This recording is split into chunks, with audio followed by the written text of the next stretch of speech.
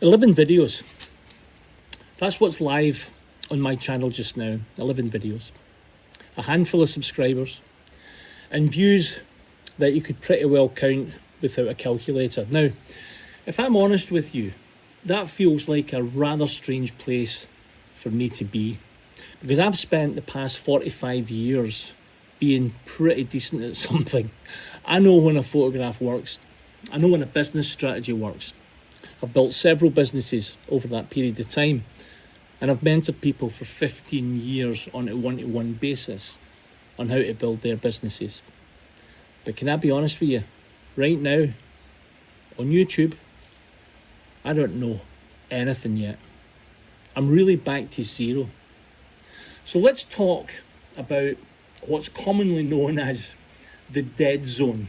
What it actually is, what it's doing to my head, and this is the part that I nearly didn't film, what I think that I have been getting wrong here. The definition of the dead zone is this, and it's one that nobody tends to put in the YouTube video, how to start a YouTube channel.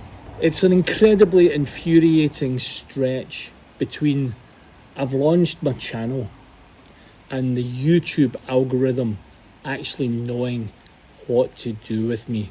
It's not that YouTube is fighting against you, by the way. It's simply that YouTube doesn't know you yet. It hasn't got the data. It doesn't know who watches your videos, how long they stay, what makes them click. And until it has, in all reality, it cannot really put you in front of anyone. So what you're doing is some real work here. You're putting in a shift, you're writing, you're filming, you're editing all the hours to go into a 6 or 10 minute finished video. And guess what? It's landing with almost nobody. That's the specific discomfort of this dead zone period, this dead zone stage. It's not failure exactly. It's just it's a deafening silence. And here's what makes it worse for somebody like me. So in photography, in consulting, when you put effort and skill, they translate pretty soon into tangible results. You do some good work and people notice. And that's been true for pretty much all of my work in life. But here, for a while, effort and results, they are totally decoupled. You can do everything right and still hear nothing back.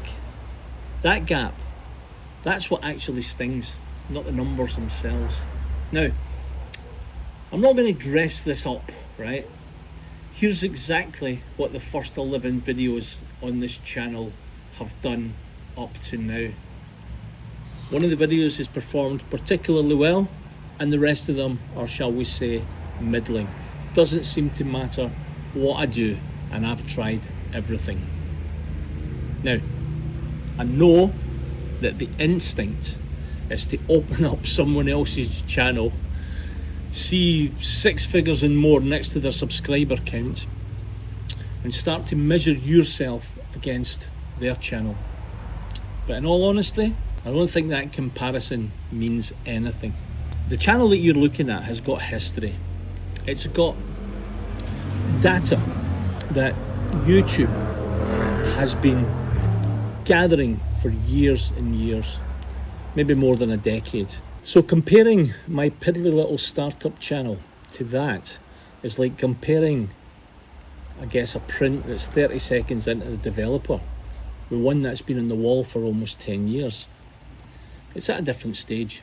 It's not really a fair fight, and it's not meant to be one yet. Here's what I've been thinking about it recently, and it comes from somewhere where I actually understand. Going back to the good old days of shooting on film, the image does not appear the second that you press the shutter. It needs time in the developer before anything actually shows on the paper. You can be doing everything right, the correct exposure, the correct chemistry, correct timing, and still, for a while, the paper just looks blank. That's it. That's the dead zone in YouTube. It's development time. It's not failure per se. The image is already on the film. It just has not came up yet. It's not visible. And there's probably real work happening under that blank surface, even when it doesn't look like it. Now, what I'm doing is I'm building a back catalogue now. I'm working out what this format actually means and what I need to do to ensure future success on the platform. And YouTube, in the background, is quietly gathering the signals, the retention graphs, the click-through rates, even at the low volume it's happening at the minute. None of that shows up as a subscriber number, but it's not nothing. Now here's the part that I nearly cut out of this video, because I don't think it's only patience that I need. I also think I've made a little bit of balls up here. I think I've partly confused the YouTube algorithm myself. Faces and Places Europe was of course meant to be a motorhome and travel channel. That's the actual identity of the channel. My wife Nina and I are selling up, we're buying a motorhome, we're going and living this new extraordinary life properly across Europe, and we're bringing people along with us. That's the premise of the channel. But mainly, due to my rather painful spinal stenosis, or sciatica if you prefer, our plans have been put ever so slightly on hold. The first few videos were about the planning, about our dreams and about motorhomes.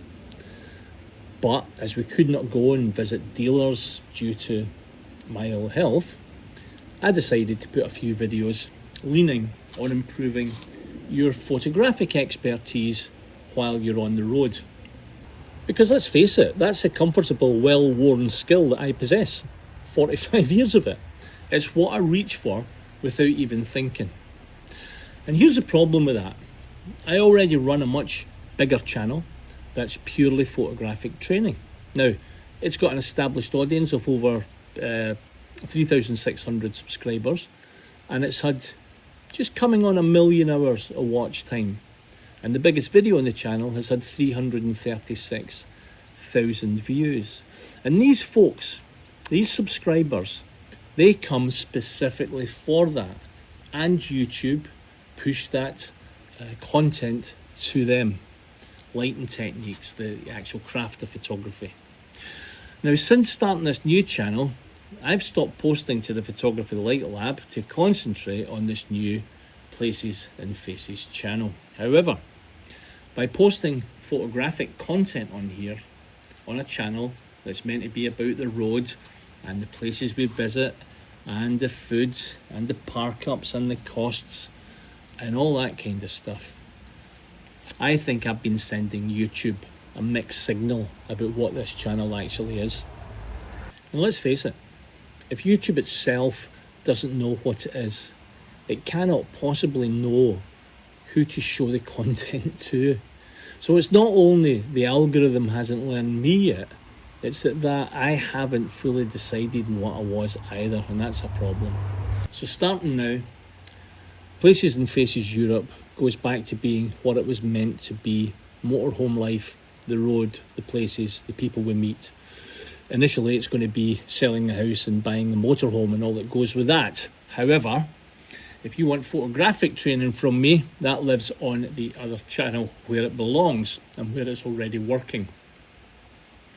And beyond that, I think consistency matters more right now than any single video breaking out and performing well. So I'm going to keep a steady posting rhythm rather than waiting for that perfect viral video. I will of course cross promote from the audiences that I've built over 15 years on social media, but I'll point people to the right channel for the right thing and not just funnel everyone over here.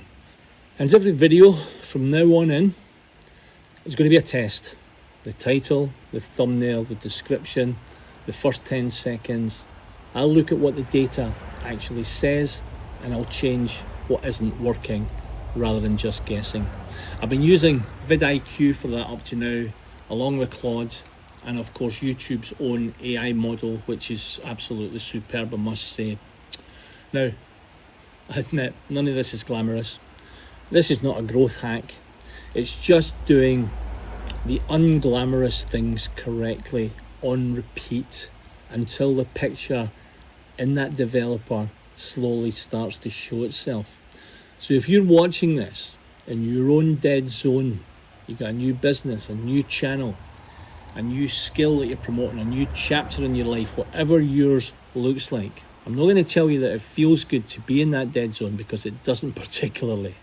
But what I will tell you is that this is normal, and it's not a sign that you've got it wrong. Sometimes it just means that you're 30 seconds into the dev.